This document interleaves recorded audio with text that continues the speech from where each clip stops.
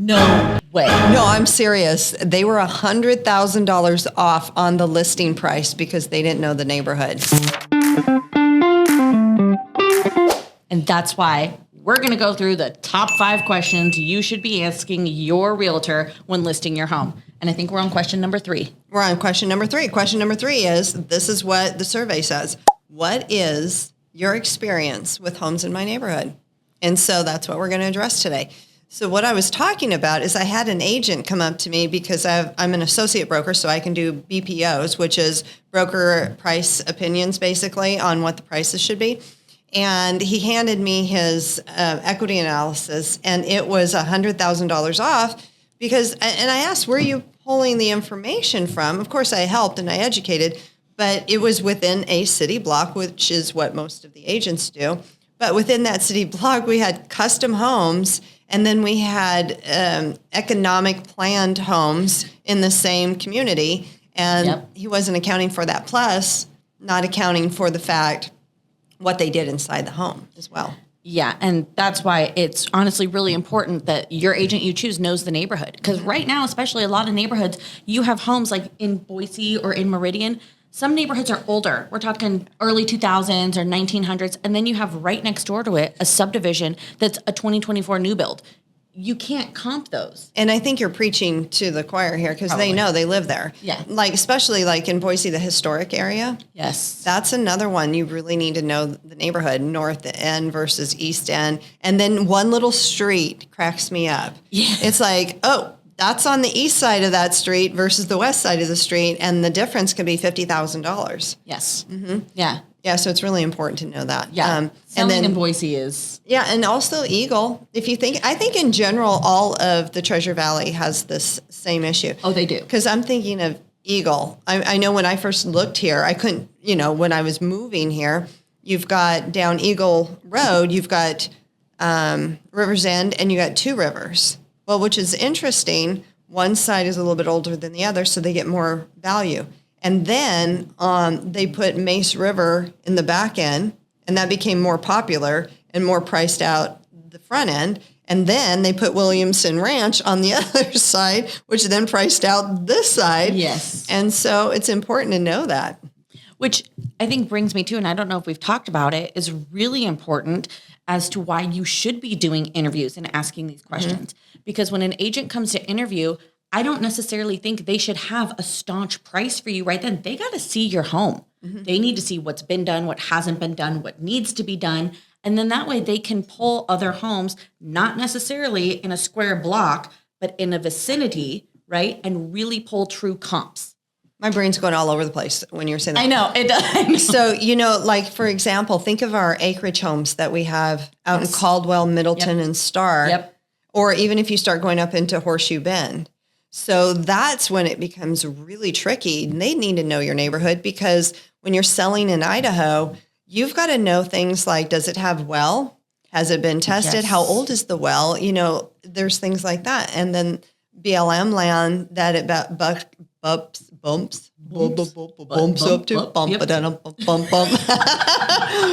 So BLM land that it bumps up to, you've got, now we're going to laugh the whole time. We were doing really good being serious for a second. Because if you have acreage and it backs up to BLM land or private property where they do, grazing like your parents had, yes. versus a development, the value of the home is going to be completely different. 100%. It's more valuable to have something that's not going to be developed behind there like BLM land. Yep. Or those fields, open fields. You never know what's going on there. Yep. And so busy streets.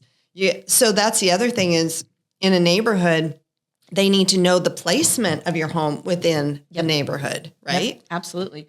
And it's important too, as I've actually just seen recently, which is new for me, but you've probably seen it a million times, is propane versus oil for heat. Oil, yes. Or natural, or the gas. Yes. So connection. For gas. So that's different too, because especially with those acreage properties, that's really what we're talking about. You're not really going to find that within city and subdivision. Mm-hmm. But in those acreage properties, when you're comparing homes, that's going to be something, it's not going to make a huge difference, but it will make a difference in buyers' opinions. because propane and oil heat, which one costs more? How often do I have to get it filled?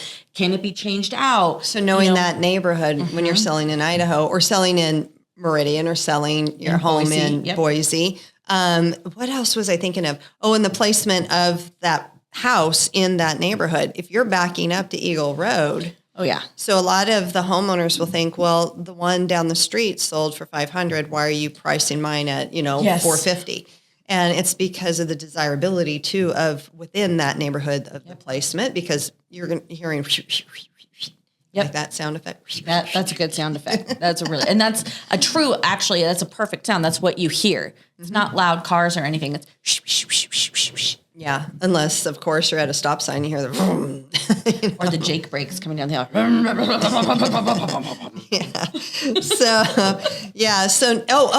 And what about the sellers that wants an agent that lives in their neighborhood? Oh, that's where that could get tricky.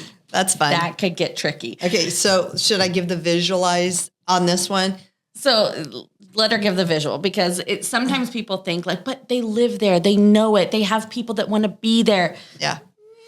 Are you active in your HOA community? Because this happened to me. I had a client call me up and said I was listed with somebody who lived in our neighborhood, and now I really need to move because things went south really quick. And I feel bad for them because it's true, though. The agent would knock on their door after it expired and wouldn't leave them alone. And then they wouldn't want to go to the HOA meetings because the agent would be there. And then there was a lot of problems that happened between them. So it's like choosing your friend or your best friend's daughter who got a license. I have a lot of people that call me and say, I'd rather just be a stranger because I know so many agents. And it gets difficult because okay, if you choose an agent who lives 3 houses down from you, do you think they're going to be picky about who they sell your home to? Oh, I didn't even think about that one. That's a good one. Yeah, because they are. Because neighbors like to choose who their neighbors are going to be. 100%. So really, it's supposed to be, as agents, we are non-biased parties when it comes to people coming in to look at your house. We can't decipher like, oh, you look like you're not going to be a good fit. Nope. If they want the house, guess what? They're going to place an offer. Yeah. You're going to discuss it. We have to kind of be that little non-biased party. We can't say, I don't think they're going to fit here. But if you choose an agent in your neighborhood when you're selling in Idaho, they're gonna do an open house. They're gonna definitely decipher through who they want to be there and who they don't. Boy, can you imagine? That's some lawsuits waiting to happen. 100%. 100%. And not only that, you don't never judge a book by its cover, right? You could have a lot of people coming in super interested in your home, but they're being deterred because this agent lives down the street, or maybe they find out that agent lives down the street and they don't like her. Sorry. I just squirreled on you. I just thought of something. Okay. Went in and went, phew. Okay. So when you call an agent and they come in to do a pre-listing, like consultation, and hey, can you tell me what needs to be updated in the home? So it's really good to do that because they should know your neighborhood well enough to know not to overbuild in a neighborhood. Yeah, that's a good point. I just got a phone call yesterday. She's one of my clients. And I already know which house it is because the price was so overpriced. And I was shocked. And it's, of course, off market now. Yeah. And it's had several price reductions. But what happened was they overbuilt for the neighborhood. And that poor house is just not going to sell for what they put into it. So when you're remodeling, that's the other thing. Depending on the neighborhood, we better know your neighborhood or have done at least all this research knowing that these homes sell in that mid 500 price point, and you want to remodel your home. You don't want to put $100,000, $200,000 in that house and then not be able to get that money back. Yes. So by knowing that house when you're selling in Eagle, Idaho, say, and it's an older development and it's 550 and they're thinking of the homes that are 900,000 around the corner, that's not going to fit this neighborhood. Exactly. Yeah. Exactly. It's like putting a Victorian style home in the middle of a cookie cutter subdivision. You know what? That could be interesting. You know what? They did that in my neighborhood. So of course they did. No. So we have the Tuscan kind of style homes. And the HOA, this is where it gets really weird. They made the president of the HOA mad. And so he allowed a ultra uber like contemporary home in the middle of this development. Oh no. And so it's going to be hard for that guy. Yeah. It's really going to be hard. Yeah. But that was actually a really good point. I didn't even think about that, but overbuilding when you're selling in Idaho is. Yeah. And so the agents should know when they walk through, some basics. Let's rip all this carpet out. Let's put this. I mean, those are some basics, right? But when it comes to full on remodeling and the house does need the remodeling job, you want to make sure they're not putting top of the line quartz in something that's the house in the neighborhood supports 450. Yeah. And they're wanting to put something that's like level 10. Just saw this little head. We have visitors. We have visitors sometimes when we do our podcast, but because everybody wants to hear what we have to say because we're so knowledgeable. We're smart. Yeah, they're doing the wave in the background. Yeah, they're doing a whole bunch of things, but we're going to keep our cool. That's what. But it's a really good point, you guys. The whole thing here is that don't feel like you have to choose a friend. You have to choose your neighbor. You have to choose your cousin. You got to choose. Don't feel that way. Even though if you're like, okay, I think I am going to choose them, do interviews.